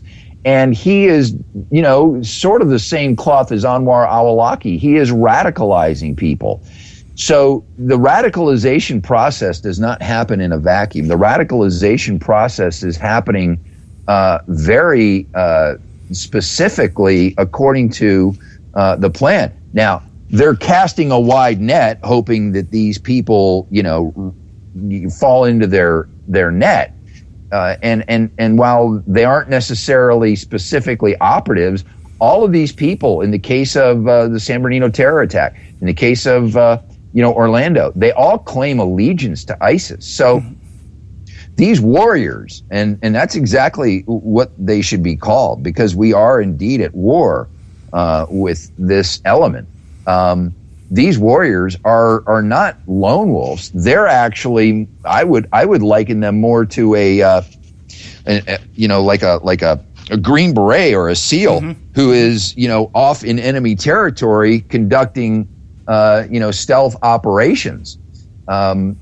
This notion of lone wolf, feeds very nicely into this idea of radical Islam is something separate and apart from Islam, which I don't necessarily believe. Go ahead, Joe. No, it's true. It's absolutely true. It is part of the narrative. That way they can say that's not part of Islam. It's these guys are doing this all on their own. But as Don was saying, these guys are getting if they're not getting it from the social media sites, they're getting it from, for lack of a better word, their churches. Right. Yeah, can you imagine the frustration of ISIS when they're doing what they're trying to do, and these guys are answering the call, and all they hear from America is that it's the left, their supposed political ally, from an ideological standpoint, is blaming it on the Christians. Those guys must be really frustrated right now, jumping up and down, going, "No, it's the caliphate, you idiots! It's the caliphate." Well, I think what you just said was confirmed today by Barack Obama when he went after Trump, talking about the fact that Trump is out there yapping, I think was a phrase he used, and Trump's yapping is inspiring these people to go get radicalized. The idea that somebody listens to Donald Trump and decides, I think I'll become a jihadist, that doesn't even fit. Well, you're right. I mean, the whole idea of what the State Department and the Obama administration have been trying to sell the American people is that, these people don't have jobs. They're undereducated. If we could only get climate change under control, because it's climate change that's driving the whole, the whole jihadist movement. It's it's 120 degrees over there instead of 119, so they want to go. It's been 120 degrees over there for a millennial. I mean, the idea that all of a sudden the climate has changed and it's driving them to jihad is just it's silliness. And so 3,000 degrees is what we need to do. Right. We need to create some glass over there. Yeah. As Cruz once said, we got to see if it glows in the dark. Exactly right. I mean, ultimately, and I think one of the people speaking common sense about this right now for your listeners, and I would heavily promote him, is Dr. Sebastian Gorka. He has a website called the Gorka Briefing and a brand new book called Defeating Jihad, The Winnable War. And, he's an instructor of military theory at the Marine Corps College. I know I'm getting that name wrong, but, he part of the problem is, in Obama's tirade today, he said, it doesn't matter what you call them. Well, yes, it does matter. Names mean something. And if you refuse to identify your enemy, as Sun Tzu said, part of winning a war is naming and understanding your enemy. And that is exactly what this administration has neglected to do, either by, accident or on purpose. From the get-go, we refuse to name the enemy, and they keep saying, "Well, we're not at war with Islam." Okay, fine. Well, we're definitely at war. I don't care what you call it. We're definitely at war. When you got 50 people in a nightclub that are gunned down here in America, 130 over in Paris at the Bataclan, 14 that are killed out here, that is war. 3,000 on 9/11. And then you go back over the last 20 years, whether it's the Marine Corps barracks or the coal, or this has been going on for hundreds of years. I mean, the entire reason we have the Marines is because of what happened in Tripoli. Yeah. I've got to interrupt you down here. We are well out of time here. We're running late here. That's okay. You want to pick up Don's website, actforamerica.org, right? Yes, sir. Okay. That's where you can get more information. Yeah, I hate to cut you short, but we're out of time here. Thanks so much for coming on. Maybe I can get a hold of you later this week, because this topic is hot. It's right up your alley. Okay, not going away. All right, thanks so much. Okay, guys, we're done for today. We'll be back tomorrow, 3 o'clock out here on the West Coast, 6 o'clock out on the East Coast. And Audrey Russo will be with us tomorrow. So God bless you all. We'll talk to you tomorrow.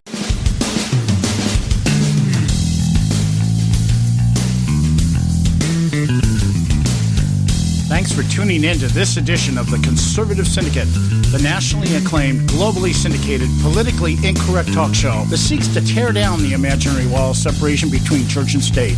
We want to make you aware you can find and access all our show archives at our website, theconservativesyndicate.net, as well as our broadcast stations and times. That's theconservativesyndicate.net. We so appreciate you taking the time to tune in, and we so look forward to continuing to bring you the best in uncompromised talk radio available on the net today. And remember, folks, it doesn't matter how many times you get knocked down in life. It only matters how many times you get up. I'm John Matthews, along with Joe Hako, signing off until next time right here at the Conservative Syndicate. God bless you, and may God continue to bless America.